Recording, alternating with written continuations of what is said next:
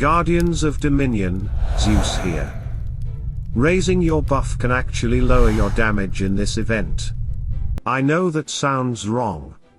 But stay with me, because once you understand why, your whole approach to this setup changes. Let me start with what most players are doing right now. They see the event buff, they push it higher, and they expect the damage to follow. That is the natural assumption. More buff, more power, better result. But from everything I have tested over the past few days, that logic does not apply here. This event works differently. The buff level and your hero development are not independent from each other, they are connected. And if they do not match, the damage does not just stay the same. It drops. There is a strong rumor circulating among players right now that 250 is the optimal buff for this specific setup. I want to be transparent about something before I go further. This is not officially verified. It is based on player testing, shared results, and direct conversations I have had with people who have been testing seriously. There is no official confirmation from the developers. But the more testing we do, the more this number keeps appearing, and I think it is worth understanding why. Yesterday I increased my buff to 260 and ran a full test using the exact same team composition used by the player who recently scored 18 billion damage. The battle footage you are watching right now comes from that testing session. I was in constant contact with that player throughout the entire process. We were not just copying each other's teams, we were actively testing different ideas, different approaches, different development combinations, step by step. And what we kept finding, over and over again, was the same conclusion. Changing the buff level changes the requirements. The same team at a different buff level does not produce the same result.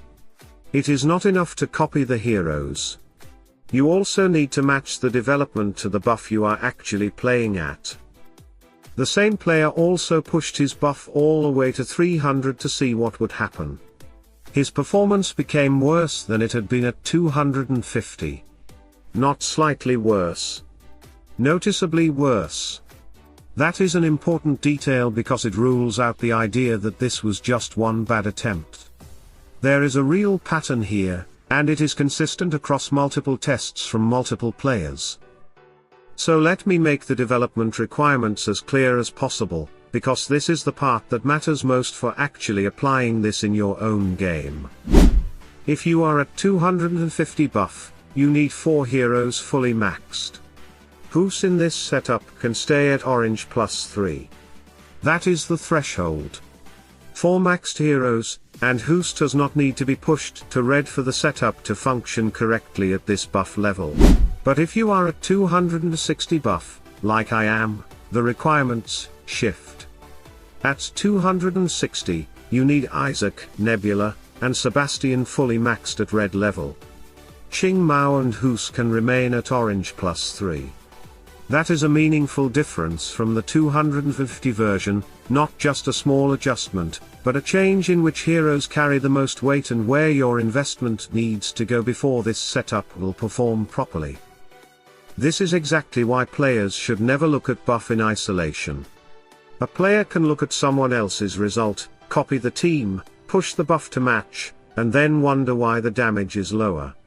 The answer is almost always in the development requirements that changed when the buff changed. The deeper reason for all of this comes down to how Isaac interacts with the Archdemon specifically in this event. At 250 buff, there appears to be a very specific balance point where Isaac is receiving enough incoming magic damage to cycle his ultimate at the right pace.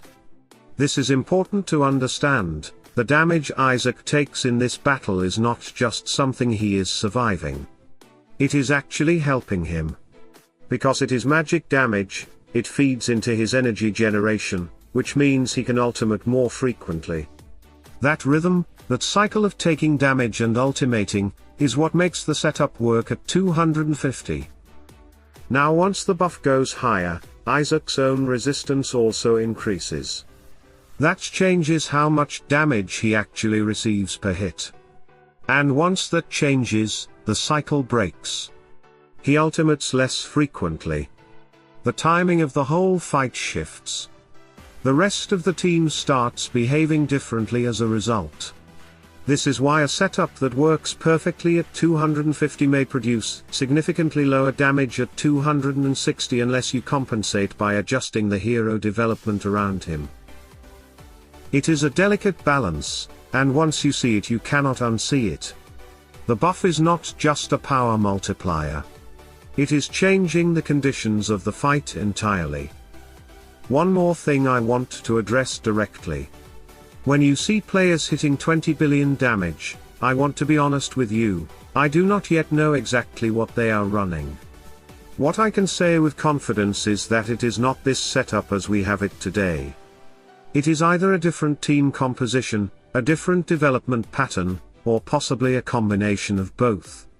I am actively investigating it, and when I have real answers, tested answers, not speculation, I will bring them to you in a dedicated video. I am not going to guess at something that important. What I can give you today, is what we actually tested and what we actually confirmed. So here is the clear takeaway. Do not raise your buff and expect the damage to automatically follow. The buff changes the conditions, and the conditions change the requirements. At 250 buff, 4 heroes fully maxed, Guus at orange +3. At 260 buff, Isaac, Nebula, and Sebastian maxed at red level, Qing Mao and Guus at orange +3. If your development does not match the buff you are playing at, this setup will not perform the way you expect it to. That is the most important thing to check before you attempt this. If you have already been testing this, I want to hear from you. Tell me in the comments what buff you are at and what damage you reached. That kind of real data from the community helps everyone push further, and it helps me keep building on this testing with more accurate information. If this video gave you a clearer picture of what is actually happening here, leave a like, subscribe, and turn on notifications so you do not miss the next test, the next analysis, and the next time we find something that changes how the game is played. Keep thinking deeper, keep testing smarter. Salute and friendship.